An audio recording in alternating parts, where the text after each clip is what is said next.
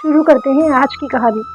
आज की कहानी है निशा और उसके पति रमेश की। एक बार दोनों पति पत्नी घोड़े पर बैठकर कहीं जा रहे थे।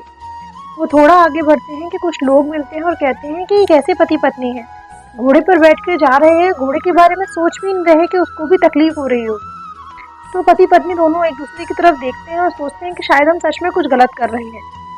तो पति अपनी पत्नी से कहता है कि तुम घोड़े पर बैठो और मैं नीचे चलता हूँ, फिर हम आगे बढ़ते हैं। वैसा ही हुआ। फिर कुछ लोग मिले, उन्होंने कहा कि देखो कैसी पत्नी है, खुद तो बैठकर जा रही है और पति चल रहा है, इसे इतना भी तरस नहीं है। तो पत्नी ने कहा कि शायद हम कुछ गलत कर रहे हैं।